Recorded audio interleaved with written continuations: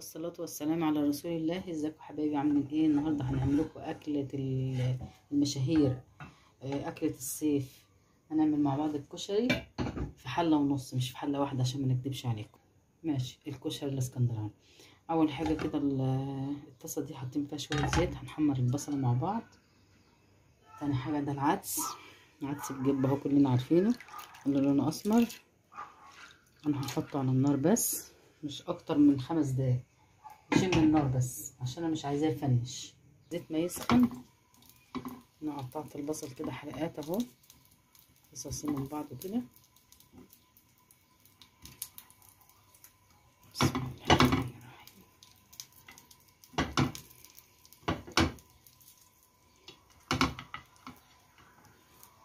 ننزل عليه بتعفيرة دقيق ونشا، خلي كل بصلايه تتغلف كويس بالدقيق والنشا.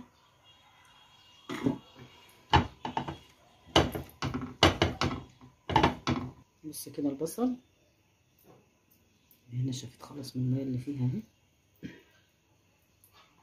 الزيت يسخن كويس، هيسخن اهو. بسم الله الرحمن الرحيم. بصوا يا حبايبي، انا طفيت على العدس اهو، انا عايزاه سليم كده عشان هو لسه هيكمل السوا بتاعه في الرز. سيبه يبرد طول. خلاص اهو بصل، سامعين صوت القرمشه؟ هنركن ده على جنب كده بقى، خلاص مش عايزينه. حطينا في الحله ديت شويه زيت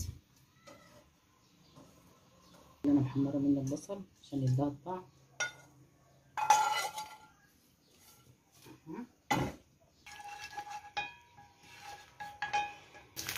ننزل بالشعريه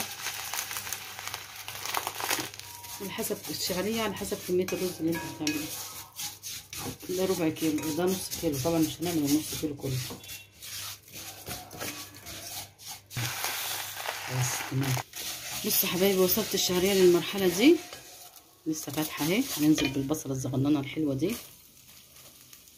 كده، هتوقف ان الشعريه تتحمر وهياخدوا الاتنين اللون مع بعض. ليه البصله دي؟ البصله دي عشان ما تحسيش انت بتاكلي رز مسلوق على عدس مسلوق على شعريه وخلاص. البصله دي هتدي لها تتبيله وتطعيمه، عشان البصله اللي احنا محمرينها دي هتتحط على الوش بس، وحبه الزيت اللي احنا حطيناهم لا يكادوا يذكروا في الموضوع. فهنحمر كده عشان تحس ان انت بتاكلي اكله متطعمه مع نفسها كده ربان. بص بدات الشعريه تاخد لون كمان اهو، قبل البصله ما تاخد لون ذهبي كده خفيف. احنا مش عايزينها تتحرق، هتكون الشعريه خدت اللون اللي احنا عايزينه. غايبه كده خلاص، بدات تاخد لون. ننزل بشويه مكرونه مستعملينها خالص دي، مش كتير عشان هنسلق شويه مكرونه للي ما بيحبوش المكرونه مع الكشري، بيحبوا ياكلوها بالصلصه. شفتوا يا حبايبي؟ ايه رايكم في اللون؟ بدا يبقى تحفه. دقيقتين بس مش اكتر، ومبقتش حمرا كويس مش هتبقى باينه في الرز. اللي بتاعت اللي سلقت فيها العدس حطيت شويه زيت على شويه زيت مكان البصل، وهننزل بالتومه كده عشان نعمل ايه؟ الصلصه بتاعت الكشري. خلاص كده اللون الذهبي التحفه ده. هننزل بالرز اللي غسلاه. التومه كده خلاص اهي، لونها حلو كده. هننزل بالطماطم اللي انا عصراها كده، يبقى خلاص نعمل كل الكشري في ثواني. بص الرز كده لازم هو كمان ياخد له ايه، صدمه كده مع كل الحلويات اللي معاه دي. بس اهو كله تمام. ملح كده بقى، انت طبعا عارفه مقدار الملح بتاعك كده. على الطماطم كمان شويه كده، ونحط شويه دول. هتيجوا اسمعي الصوت التحفه ده.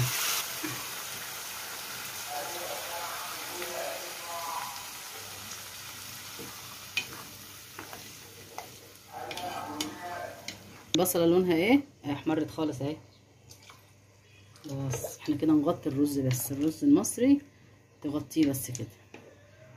كده معانا الكشري كده خلص. الكشري هنغطي، هنستنى لما تشرب ميته ونوطي وننزل بالعدس.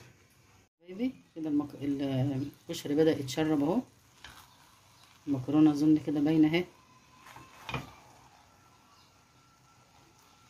المكرونه اهي عشان هي صغيره. المرحله دي هنعمل ايه؟ هنعمل حفره كده صغننه اهي. المكرونه اهي هننزل بالعدس. انا نديله غلوه واحده بس اهو. بسم الله الرحمن الرحيم كده. الدنيا كلها مع بعضها في حله واحده اهي. نقلب كده نوطي النار بقى خالص عشان ما يتحرقش.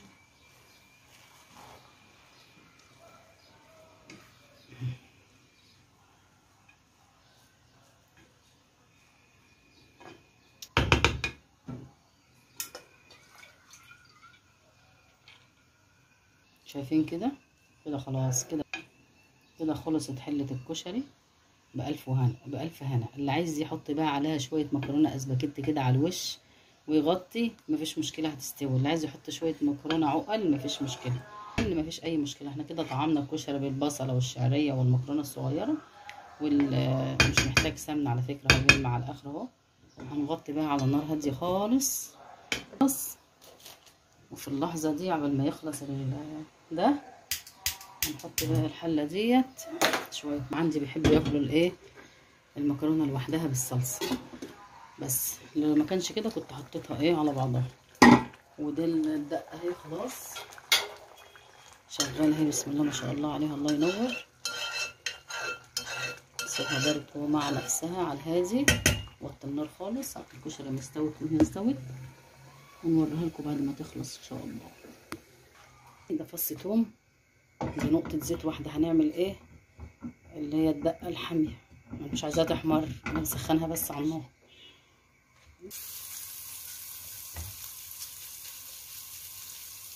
خلاص ننزل بالخل اهو. انا مش عايزاها تحمر. انا بنزلها بس. المية كوباية مية بس. تعالي هنا.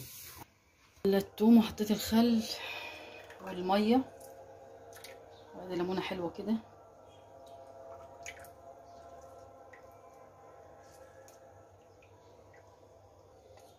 يا حبايبي بقى ايه الدقة بتحب الكمون. ادي الكمون اهو. وادي الشطة اهم ما في الموضوع كله. يعني هتبقى. وادي الملح. بعد بتقلبي كده مع نفسك.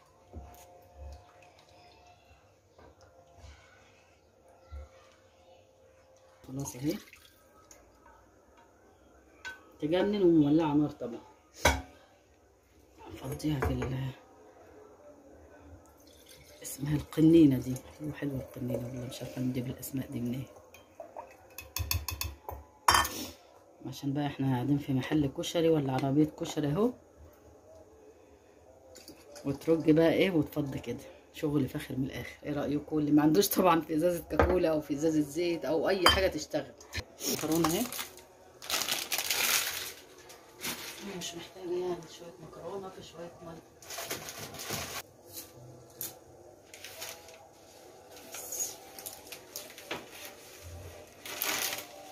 المكرونه اللي عندك حط منها.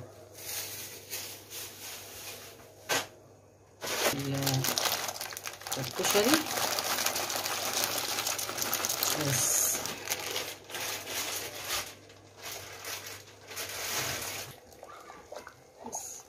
المكرونه بتتسلق عادي بس دي بقى انت هتسيبها تستوي شويه عشان انت هتاكليها بالصلصه. ولا اكثر ولا اقل. بصوا بس كده على الكشري. بسم الله الرحمن الرحيم. ما شاء الله خلاص اهو.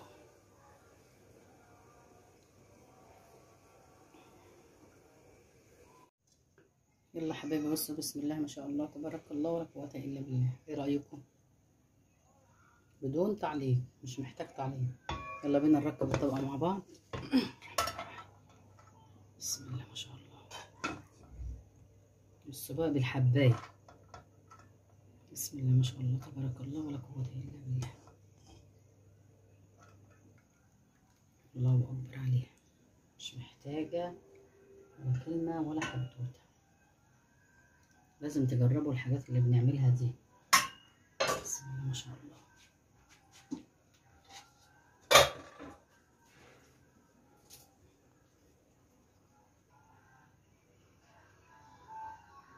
بقى المكرونة كده مش حطاها في قلب عشان هما عيالي بياخدوا المكرونة كده، بحط عليها صلصة الأول قبل ما يشتغلوا في الكشري.